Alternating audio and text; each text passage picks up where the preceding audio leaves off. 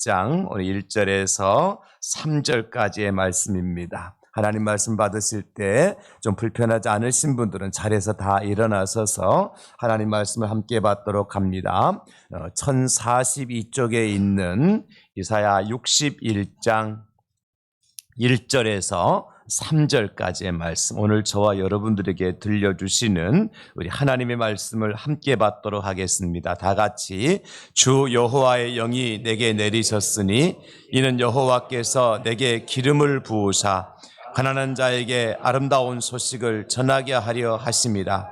나를 보내사 마음이 상한 자를 고치며 포로된 자에게 자유를, 갇힌 자에게 노임을 선포하며 여호와의 은혜의 해와 우리 하나님의 보복의 날을 선포하여 모든 슬픈 자를 위로하되 무릇 시온에서 슬퍼하는 자에게 화관을 주어 그 죄를 대신하며 기쁨의 기름으로 그 슬픔을 대신하며 찬송의 옷으로 그 근심을 대신하시고 그들의 의의 나무 곧 여호와께서 심으신 그 영광을 나타낼 자라 일컬음을 받게 하려 하심이라. 아멘.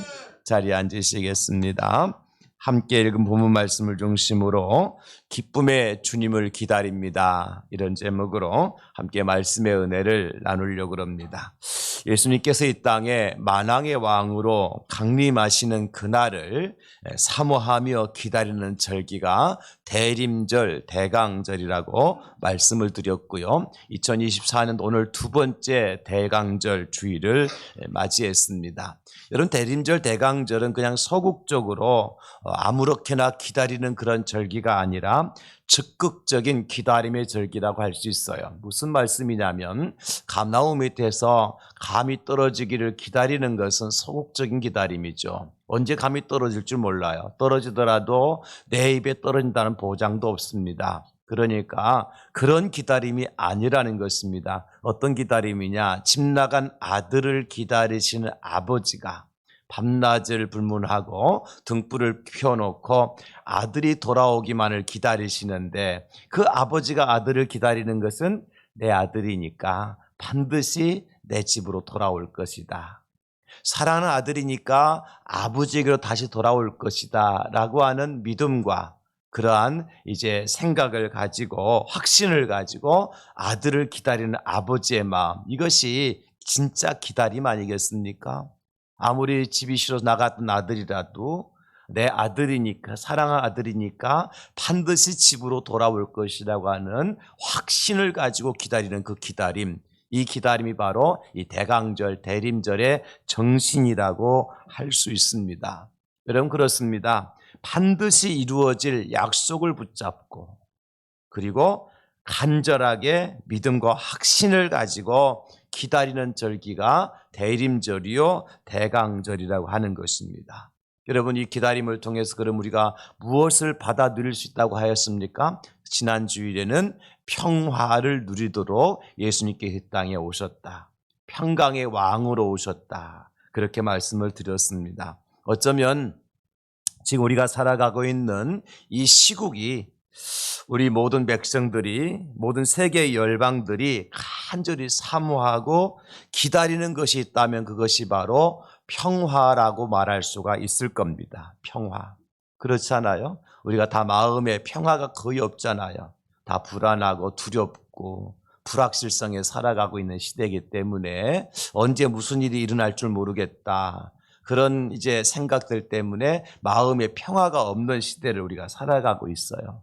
그때의 주님은 그런 마음을 가지고 살아가는 사람들에게 평화를 주시려고, 평강을 주시려고 샬롬의 하나님 여호와께서 우리에게 에이레네, 주의 평화를 허락해 주시러 오셨다는 것입니다.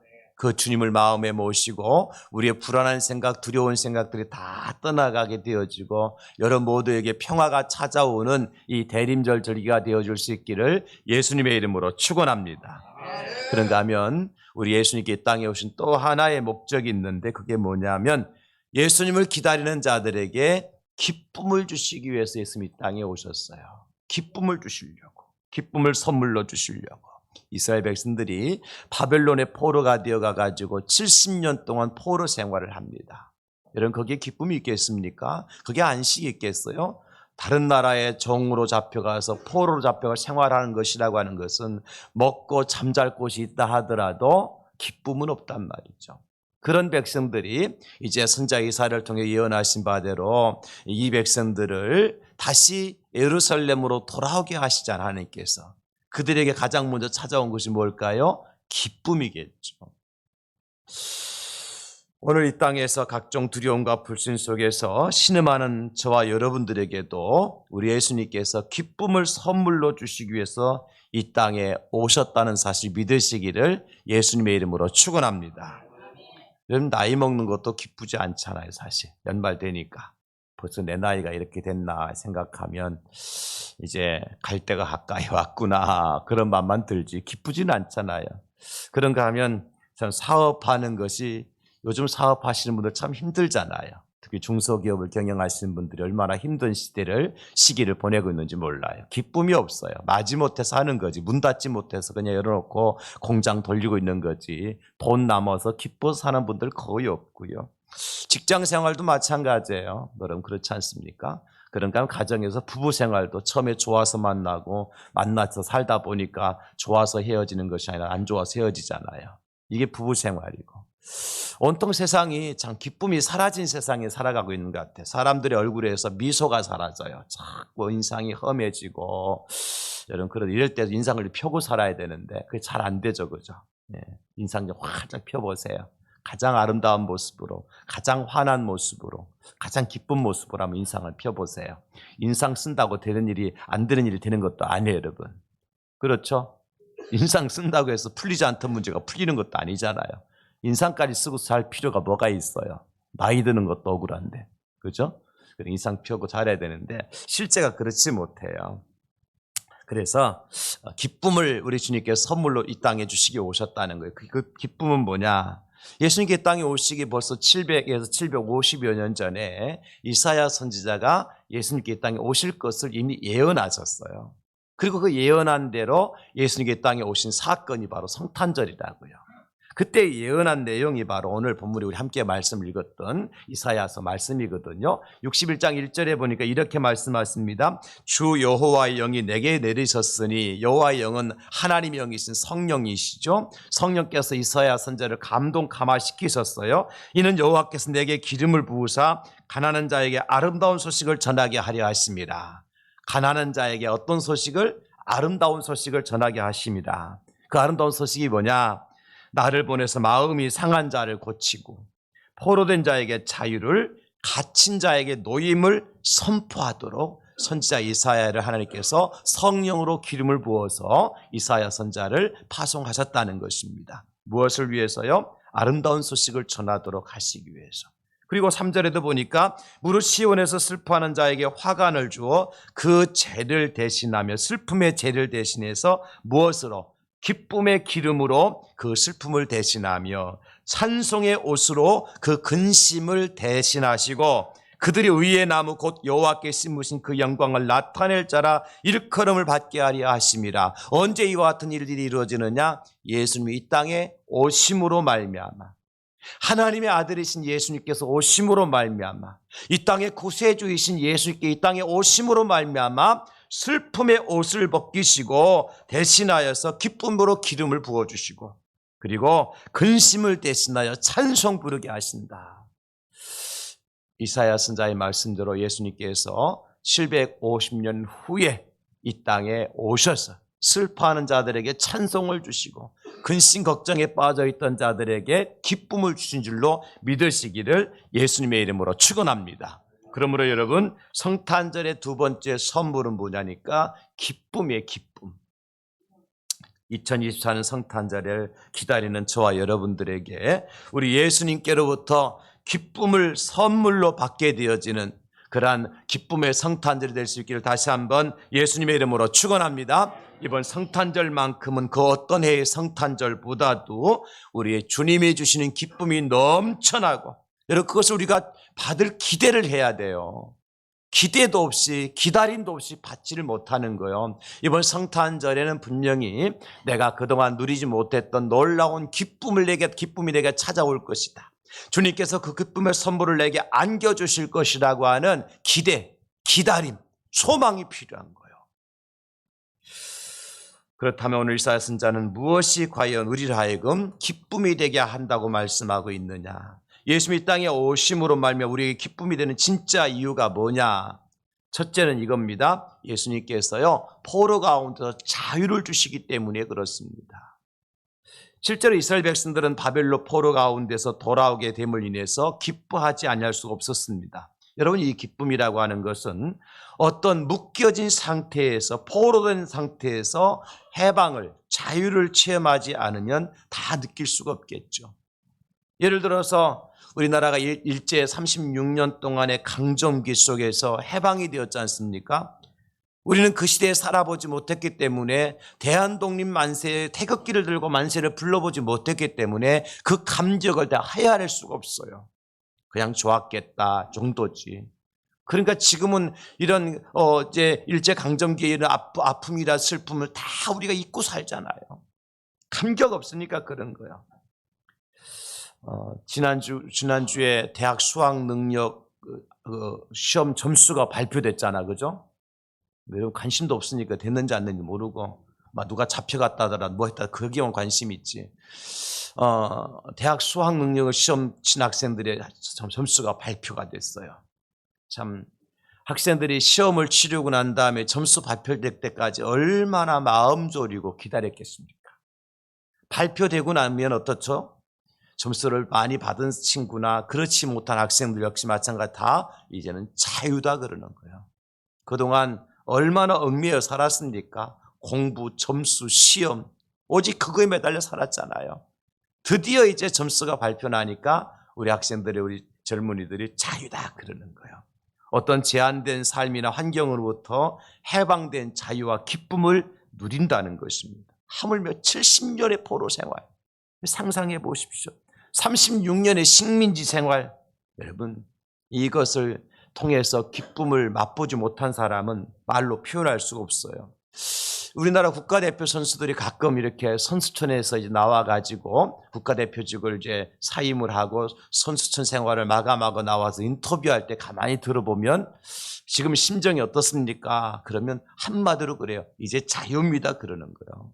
여러분 메달 하나 따기 위해서 선수촌에서 그 수년 동안 땀 흘리고 수고하는 그 모습 보십시오. 정말 피땀을 흘립니다. 그들에겐 자유도 없어요. 먹고 싶은 거 제대로 먹지도 못하고 그 또래 아이들과 제대로 같이 놀 수도 없어요. 즐길 수도 없는 거예요. 그런 생활 속에서 얽매여 살다가 이제 드디어 메달을 따지 못했다 하더라도 국가대표 선수의 생활을 마감하고 선수 생활을 마감하고 나왔을 때 그들이 하는 말이 뭐냐면 이제 자유입니다. 나도 이제 먹고 싶은 거 먹을 수 있게 되었습니다. 만나고 싶은 친구 만나게 되었습니다. 여행도 갈 수 있을 것 같습니다. 우리가 생각할 때는 아주 사소한 거잖아. 여러분 먹고 싶은 거 못 먹어서 지금 애걸복걸 하는 사람 계세요? 지금 여기 앉아 계신 분 중에서 다 잘 드시잖아요. 먹고 싶은 거 아니라 남아서 난리가 났고. 여러분 여행 못 가서 그렇게 뭐 힘든 분 계세요? 제가 가만히 보니까요. 돈 없어 헌금 못 해도 여행은 잘 갑니다. 빚내서 카드 빚내서. 그 현실이잖아요. 그러니까 우리가 보기에 사소하다 생각하는 그 사람들 중에는 어떤 사람들은요 정말 그것이 귀중하게 여기는 것들이 많단 말이에요. 언제요? 어떤 테두리 안에 갇혀 생활할 때 그만큼 자유라는 것이, 해방이라는 것이 얼마나 큰 선물인지 알 수가 없습니다. 사랑하는 성도 여러분, 예수님께 이 땅에 오신 목적이 무엇입니까? 우리를 해방시키려고 오셨습니다. 자유케 해주시려고 오셨습니다. 어디에서? 죄의 올무로부터. 죄에 얽매여 살던 저와 여러분들에게 자유를 주시기 위해서 우리 예수님께서 하늘 영광의 보좌를 뿌리시고 이 땅에 오신 줄로 믿으시기 바랍니다. 로마서 8장 1절로 2절에 이렇게 기록하고 있잖아요. 그러므로 이제 그리스도 예수 안에 있는 자에게는 결코 정죄함이 없나니 이는 그리스도 예수 안에 있는 생명의 성령의 법이 죄와 사망의 법에서 너를 해방하였습니다. 그렇습니다. 예수님께 우리를 해방시켜 주시고 나 자유 얻었네, 너 자유 얻었네, 우리 자유 얻었네. 주 말씀하시길 제사슬 끊겼네, 우리 자유 얻었네. 여러분, 예수님이 오심으로 말미암아 우리에게 얽매여 있던 제사슬이 끊어지고 풀어지고 우리라 너는 진리 안에서 자유케 되었다고 선포해 주시는 거예요. 주님 그것을 위해서 땅에 오셨다는 겁니다. 디모데후서 1장 10절에도 말씀하고 있습니다. 이제는 우리 구주 그리스도 예수의 나타나심으로 말미암아 나타났으니 그는 사망을 패하시고 복음으로써 생명과 썩지 아니할 것을 드러내신지라. 예수 그리스도의 땅에 오신 것은 뭐냐면 사망에 이제 매여 살던 저와 여러분들을 그 사망을 패하시고 사망에서 자유케 하시고 사망에서 구원하시고 해방시켜 주시기 위해서 예수님이 이 땅에 사람의 몸을 입고 오신 줄로 믿으시기 바랍니다. 여러분 그렇습니다. 우리들 모든 죄악 가운데 해방시켜 주실 주님께서 오셨습니다. 원수들의 올무, 죄의 올무에서 풀어주시기 예수님 오셨어요. 그러므로 여러분 모든 종노릇함에서 해방의 기쁨을 만끽할 수 있는 성탄절, 대림절이 될 수 있기를 예수님의 이름으로 축원합니다. 나 자유 얻었네, 너 자유 얻었네, 우리 자유 얻었네. 나 자유 얻었네, 너 자유 얻었네, 우리 자유 얻었네. 주 말씀하시니 죄사슬 끊겼네, 우리 자유 얻었네. 할렐루야. 나 자유 얻었네, 너 자유 얻었네, 우리 자유 얻었네. 찬송하는데 무슨 자유는 자유, 난 아직도 매여 있는데 그런 표정으로 찬송하는 분 계세요. 찬송할 때 여러분 얽매이고 있던 근심 걱정이 다 떠나가고 두려움이 사라지고 걱정이 사라지고 모든 죄의 삶에서 청산되어지고 새롭게 되어지는 은혜가 있어야 돼요. 이게 예수 믿는 그리스도 예수의 새 사람이 된 것이 바로 그런 것 아니겠습니까? 주님 그 일을 위해서 이 땅에 오셨다니까요. 우리에게 자유를 주시려고. 자유를 누리는 자만이 기쁨이 있는 거예요. 여러분 이스라엘 백성들이 바벨론에 70년 동안의 포로 생활을 하였지만 하나님께 세우신 이방 나라의 왕이었던 고레스라고 하는 사람을 통해서 그 백성들을 다시 이스라엘로 돌아가라고 명령을 내려요. 기가 막힌 일 아닙니까? 이스라엘이 이제 바벨론에서 포로 생활에서 해방되어진 것이 어떤 힘 있는 독립투사에 의해서 되어진 것이 아닙니다. 그들을 포로로 잡아갔던 나라의 왕이 갑자기 그들에게 뭘 선포해요? 자유를 선포한 거예요. 이제 돌아가도 좋다. 너희는 해방이다. 그래서 이 일은 이스라엘 백성들에게 꿈과 같은 일이었어요. 상상도 못할 일이었어요. 물론 하나님께서 70년 후에는 너희를 해방시켜 주실 약속을 했지만도 그 백성은 그 약속의 말씀을 믿었던 사람들이 없었어요. 다 잊어버리고 살았어요. 그런데 드디어 고레스라고 하는 왕을 통해서 하나님께서 꿈 같은 일을 이루어 주신다는 거예요.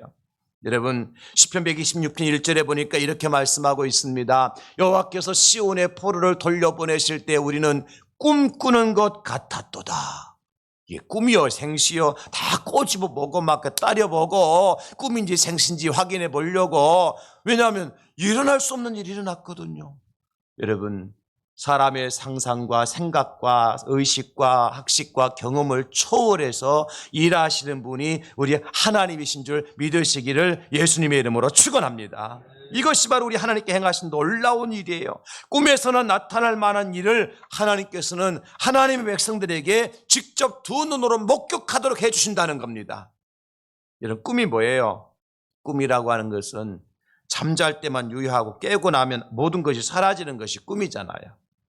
이런 가끔 가다 꿈속에 돈다발 줍는 꿈 꿉니까? 깨고 나니까 돈다발 있어요 없어요? 없어요. 저는 가끔 꿈꾸다가 목사니까 무슨 꿈을 꾸냐면 많은 성도들 앞에서 막 그냥 높은 강단에서 막 설교하는 꿈을 꿔요. 깨고 나면 아무도 없어요. 허전해요. 이게 꿈이에요. 아쉬움만 남는 게 꿈이죠. 어떻게 보면 현실과 전혀 관계없는 것이 꿈인데 또 어떤 때는 전혀 반대로 되어지는 것이 꿈인데 그러나 우리 하나님은요 그렇게 전혀 불가능해 보이는 꿈과 같은 일들이 현실이 되게 하시는 분이심을 믿으시기 바랍니다. 요셉을 보십시오. 요셉이 꿈을 꿨잖아요. 전혀 현실성이 없는 꿈이었어요. 그래서 그의 부모님도 형들도 요셉을 미워하고 약간 맛이 간 사람으로 보고 요셉을 팔아먹어 버리잖아요. 어떤 꿈을 꿨죠? 밭에서 곡식단을 묶고 있는데 요셉의 곡식단은 일어서고 형들 11명의 형들의 곡식단이 다 요셉의 곡식단을 해서 다 절하는 꿈을 꾸는 거예요. 곡식단이. 상상해 보십시오. 이런 꿈을 꿨어요. 형들이 요셉을 미워합니다. 그 요셉은 또 꿈 이야기를 또 합니다. 이번 내가 꿈을 꿨는데 저 해와 달과 11별이 내게 절하더이다. 말도 안 되죠. 요셉 막내인데 어떻게 아버지도 어머니도 형들도 다 요셉 앞에 절한단 말이에요. 막내한테. 말도 안 되잖아요. 그런 하나님은 어떻게 하셨습니까? 그 요셉의 꿈을 현실이 되게 하셨어요. 구약의 이스라엘 백성들은 메시아이신 구세주를 기다렸습니다. 메시아가 오신다고 예언했기 때문에. 그러나 구약 성경이 끝나고 400년이 지나도록 예수님 안 오셨어요. 그 신구약 중간기를 400년, 신구약 영적 암흑기라 그러는 거예요. 아니 기다렸으면 뭔가 좀 징조라도 보이고 뭔가 좀 이제 오실 기미가 보이고 그것도 100년이나 200년 만에 오셔야 될 거 아니에요. 300년이 지나도 400년이 다 모두 안 오시는 거예요. 다 포기하고 다 내려놨어요. 그냥 자기 생각대로 살아가는 거예요. 바로 그때 하나님께서는 동정녀 마리아를 통해서 이 땅에 독생자 예수님을 보내주셨어요. 꿈 같은 일이 이루어진 겁니다.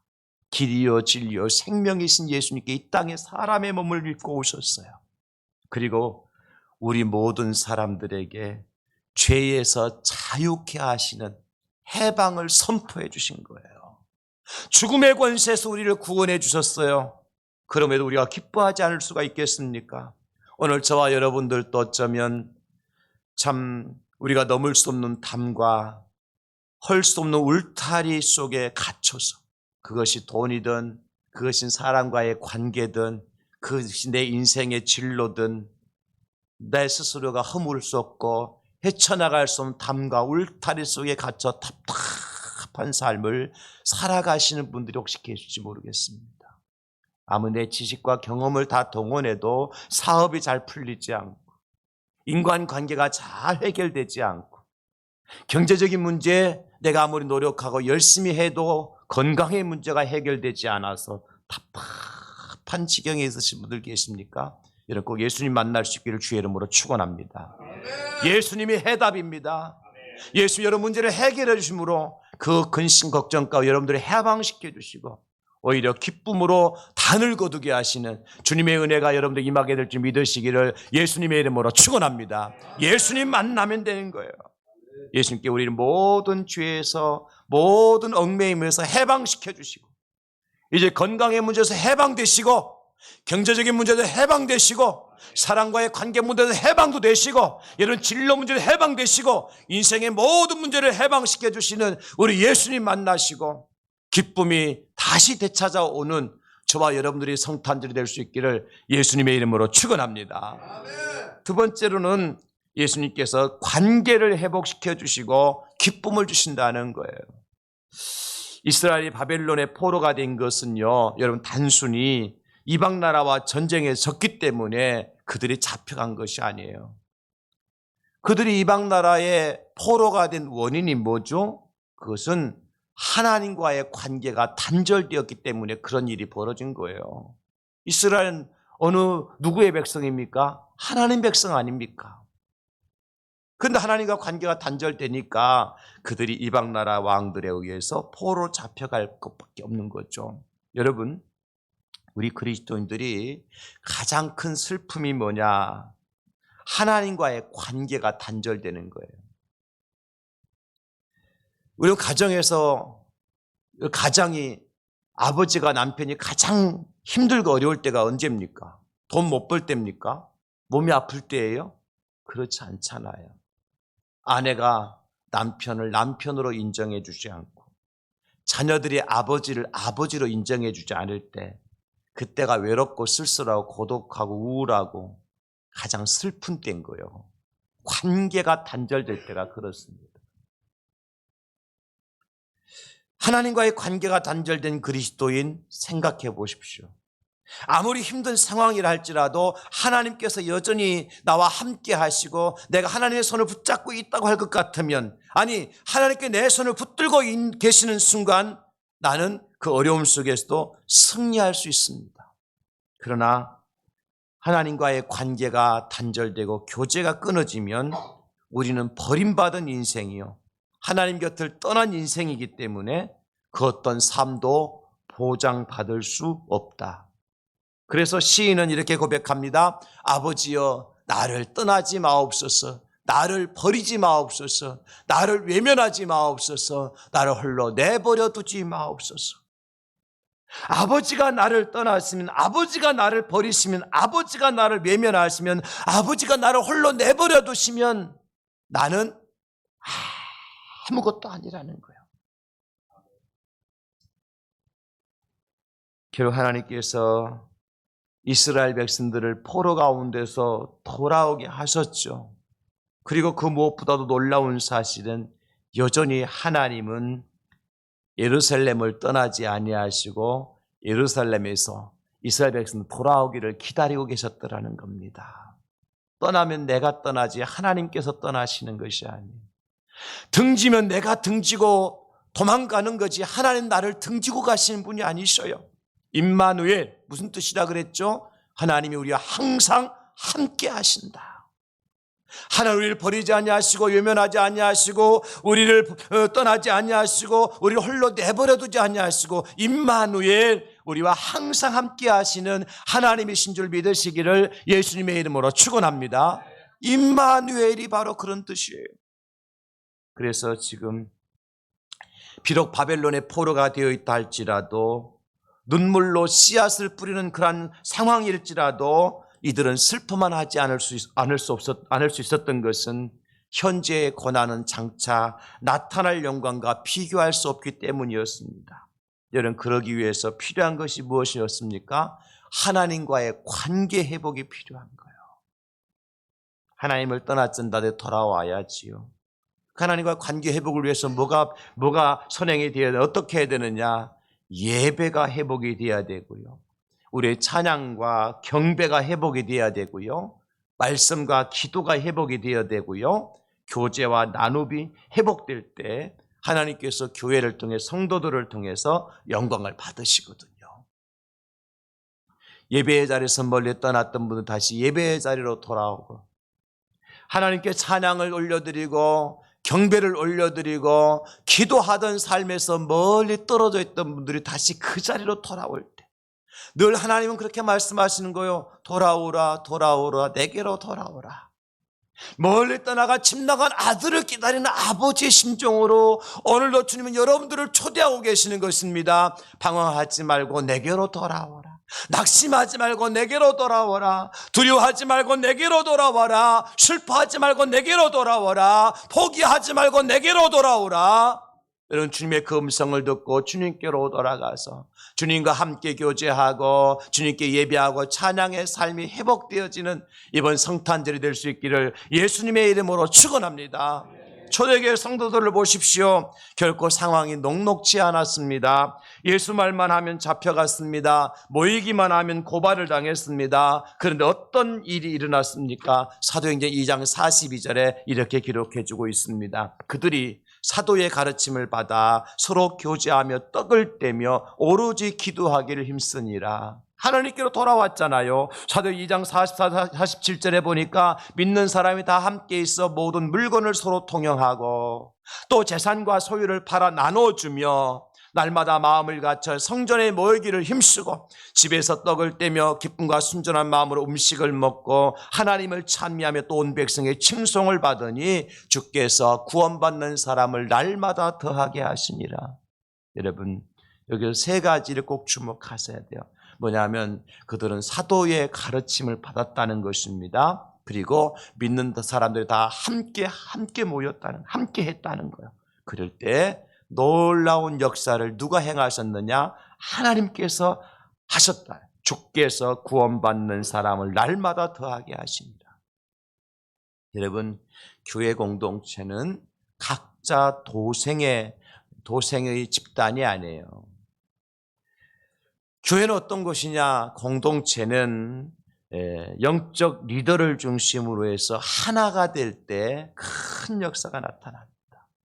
초대교회 역사는 사도들을 중심으로 모든 믿는 사람들이 하나가 되어져서 말씀으로 순종할 때 하나님과의 관계가 회복되어지고 사도들과의 관계가 회복되어지고 성도들과의 관계가 회복되어질 때 그 땅에 큰 기쁨이 있었던 겁니다.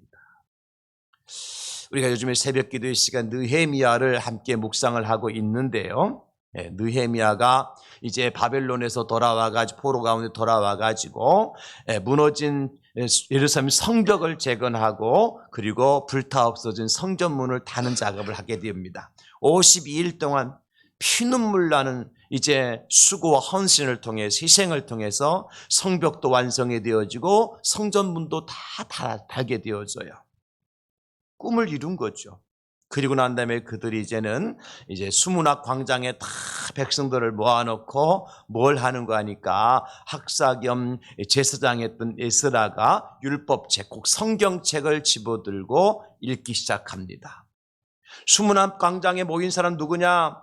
하나님 말씀을 들을 만한 사람은 다 모였다 그랬습니다. 무슨 얘기? 기가 있는 사람 다 모였다는 얘기예요. 어린아이들도 노년들도 부녀자들도 남자들도 장정들도 힘 있는 없는 사람, 배운 사람, 배우지 못한 사람 할 것 없이 기 있는 사람은 다 모인 거예요. 그래서 에스라 제사장이 성경책을 딱 집어드니까 그게 모였던 모든 무리가 다 일제히 다 차례 일어났습니다. 그리고 에스라가 하나님 말씀을 읽기 시작하니까 그들이 손을 높이 들고 아멘, 아멘 하고 외치기 시작했어요. 레위 사람들이 다니면서 그 말씀을 이런 뜻이라고 가르치기 시작하니까 거기에 모였던 사람은 다 회개의 눈물을 흘리며 통곡하기 시작했어요. 땅에 얼굴을 대고 무릎을 꿇고 회개하고 자복하는 일이 일어났어요. 그때 느헤미야가 그 백성들을 향해서 오늘은 거룩한 성일이니까 하나님의 은혜가 우리에게 임하였으니까 슬픔만 하지 말고 돌아가서 각자 먹고 마시고 기뻐하라. 그 기쁨의 날을 맞이하는 거 볼 수 있습니다. 느헤미야 8장 12절에 모든 백성이 곧 가서 먹고 마시며 나누어 주고 크게 즐거워하니 이는 그들이 그 읽어준 말을 밝히 압니다. 저는 이 말씀을 한마디로 표현하면 이제야 드디어 이스라엘 백성들과 하나님과의 관계가 회복이 되어졌다. 이들은 멀리 70년 동안 바벨론의 포로가 되어 살던 인생들이었습니다. 하나님과 가까이 하지 못했어요. 마음은 있었지만 그렇게 하지 못했어요. 근데 돌아와서는 이제 성벽을 재건하고 성전문을 달고 하나님 말씀 앞에 섰을 때 과거의 죄가 생각나서 통곡하고 자복하는 일이 있었으며 그 말씀의 은혜를 받아서 이 돌아가서는 어떻게 합니까? 먹고 마시고 나누어 주고 크게 즐거워했다 그랬어요. 하나님과의 관계가 회복될 때 기쁨이 있습니다. 여러분, 내가 왜 이렇게 근심하지? 내가 걱정하는 게 이렇게 많지? 내가 이렇게 슬퍼하지? 첫 단추가 뭐냐면 하나님과의 관계를 한번 점검해 보세요. 내가 얼만큼 신령과 진정으로 예배하고 있는지, 내가 얼만큼 깊은 마음과 하나님과의 기도의 교제가 있는지, 내가 얼마나 간절한 마음 하나님께 찬송을 올려드리고 있는지 우리 자신을 점검해 보시라고요. 그것이 회복이 되어질 때 하나님과의 관계가 회복이 되어지고 하나님께서 주시는 기쁨으로 다시 회복되어지는 축복의 성탄이 될 수 있기를 다시 한번 예수님의 이름으로 축원합니다. 마지막 세 번째, 예수님께서요 기쁨의 기름을 부어준다고 오늘 말씀에 기록해주고 있어요. 예수님께 어떤 기름을 부어주세요?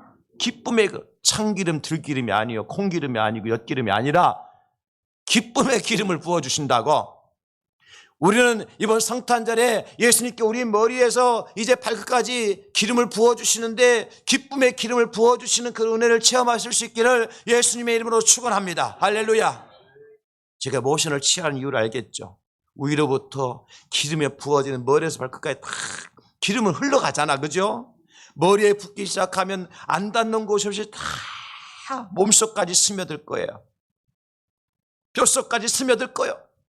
그럴 때 우리에겐 참 기쁨이 회복되어지는 거예요. 여러분 3절을 다시 한번 보시면 무릇 시온에 슬퍼하는 자에게 화관을 주어 꽃으로 만든 관을 씌워주고 그 죄를 대신하여, 죄는 이스라엘 백성, 히브리 사람들이요, 죄를 회개할 때, 슬퍼할 때 죄를 뒤집었어요. 그런데 그 죄가 아니라 기쁨의 기름으로 그 슬픔을 대신하여 부어주신다는 거예요. 그럴 때 우리는 찬송의 옷을 입고 여호와께 심으신 영광을 나타낼 자라 일컬음을 받으리라, 그렇게 말씀을 해 주고 있습니다. 여러분, 그렇습니다. 하나님께 시온에서 슬퍼하는 자들에게 기쁨의 기름을 부어주시겠다고 말씀을 해 주셨습니다. 그러므로 여러분, 우리가 슬퍼서 흘리는 눈물 때로는 있지요. 애통하며 흘리는 눈물도 있을 겁니다. 하나님은 그 눈물도 조금도 다 헛되이 흘려가도록 방치하시는 분이 아니셔요. 아파서 흘릴 때 눈물, 슬퍼서 흘릴 때 눈물, 고통스러워서 흘리는 눈물, 억울해서 흘리는 눈물까지도요. 왜냐하면 우리 하나님은요, 하나님의 백성들, 당신의 자녀들이 눈물을 흘리게만 하시는 분이 아니기 때문입니다. 히스기야가 참 하나님 앞에 눈물의 기도를 드려요. 그때 하나님 어떻게 하셨느냐? 열왕기상 20장 5절에 보니까 너는 돌아가 내 백성의 주권자 히스기야에 이르기를 왕의 조상 다윗 하나님 여호와의 말씀이 내가 내 기도를 들었고 내 눈물을 보았노라. 내가 너를 낫게 하리니 네가 3일 만에 여호와의 성전에 올라가겠고. 죽을 병에 걸려서 히스기야가 슬픔의 눈물을 흘립니다. 고통의 눈물을 흘려요. 그때 하나님은 히스기야 눈물을 보았고 그랬습니다. 예레미야도 눈물의 선지자 아닙니까, 여러분? 그 예레미야에게 하나님께 뭐라고 말씀하십니까? 예레미야 33장 9절에 이 성읍이 세계 열방 앞에서 나의 기쁜 이름이 될 것이며 찬송과 영광이 될 것이요, 그들은 내가 이 백성이 베푼 모든 복을 들을 것이요, 내가 이 성읍에 베푼 모든 복과 모든 평안으로 말미암아 두려워하며 떨리라. 이 성읍이 세계 열방 앞에서 나의 기쁜 이름이 될 것이며, 여러분의 가정이 세계 열방 앞에서 기쁨의 이름이 되어지고, 여러분이 섬기는 우리 교회가 세계 열방 앞에서 기쁨의 이름이 되어지고, 더 나아가서 우리나라 대한민국이 세계 열방 앞에서 기쁨의 이름이 될 수 있도록 예수님께 기쁨의 기름을 부어주시면 되는 겁니다. 대통령이 하는 것도 아니고 국회의원도 하는 것도 아니에요. 예수님께서 기쁨의 기름을 부어주셔야 되는 것입니다. 사랑하는 성도 여러분, 우리를 향하신 하나님의 최종적인 목적은 뭐냐? 우리의 눈에서 눈물을 흘리게 하신 데 있지 않습니다. 왜냐하면 그 눈물이 얼마나 아프고 얼마나 고통스러운지 주님도 아십니다. 왜냐하면 주님도 우셨기 때문입니다. 그래서 주님은 우리의 눈물을 당신의 병에 담아주신다고 약속해 주셨어요. 시편 56편 8절 우리 같이 한번 읽겠습니다. 시작. 나의 유리함을 주께서 계수하셨사오니 나의 눈물을 주의 병에 담으소서. 이것이 주의 책에 기록되지 아니하였나이까. 아멘. 나의 눈물을 주의 병에 담으소서. 시인이 그렇게 고백하는 것은 뭘까요? 내 눈에서 눈물이 그치게 하시고 기쁨으로 회복시켜 주시옵소서. 내 인생이 눈물로만 끝나는 것이 아니라 하나님께 주신 기쁨으로 마무리되게 하여 주시옵소서. 그것을 하나님께 간절히 원하는 것입니다. 사랑하는 성도님들, 성탄이 왜 기쁨의 절기입니까? 천사가 마리아에게 나타나서, 그리고 목자들에게 예수님의 탄생 소식을 전하면서 그 소식을 한마디로 기쁨의 좋은 소식이라고 말하더라고요. 왜 기쁨의 좋은 소식일까? 아니, 처녀가 잉태해서 아들을 낳는데 무슨 기쁨의 좋은 소식인가? 돌에 맞아 죽을 형편인데 밤중에, 한밤중에 차가운 곳에서 양을 지키던 목자들에게 천사가 나타난 것이 뭐 그렇게 기쁨이 좋은 소식일까? 다른 게 아니라 그들에게도 기쁨의 기름을 가지고 오시는 분이 예수님이기 때문에 그렇습니다. 우리의 상황이 어떻습니까? 지금 우리 교회의 상황이 어떻고 이 나라 이 민족의 상황이 어떻습니까, 여러분? 전혀 고통만 해서 문제가 해결될 것이 아무것도 없습니다. 한 가지 기대하고 기도합시다. 주님, 내 심령에 기쁨의 기름을 부어 주시옵소서. 주님, 우리 가정에 기쁨의 기름을 부어 주시옵소서. 우리 교회와 특별히 우리나라 대한민국 땅에 기쁨의 기름을 부어 주시옵소서. 우리의 기도가 결코 헛되지 아니할 겁니다.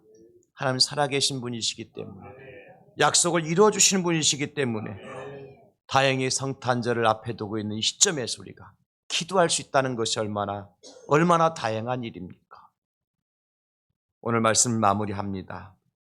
하나님 우리를 치료하시고 고쳐서 낫게 하시고 평안과 진실이 풍성함을 주시는 하나님이라고 이사야 선지자는 오늘 본문에서 말씀을 해주고 있습니다. 예수님이 땅에 오신 이유가 우리를 하여금 기쁨을 회복시켜 주시기 위해서 오셨다고 말씀해 주고 있습니다. 그 주님을 인격적으로 만나고 그 주님과의 관계가 회복이 되어지고 그 주님이 부어주는 기쁨의 기름 부으심을 받으시고 저와 여러분들과 우리 가정과 우리 교회와 이 나라 이 민족이 다시 한번 참된 기쁨으로 회복되는 축복의 날을 우리 모두가 체험하실 수 있기를 예수님의 이름으로 축원합니다. 감사합니다, 아버지.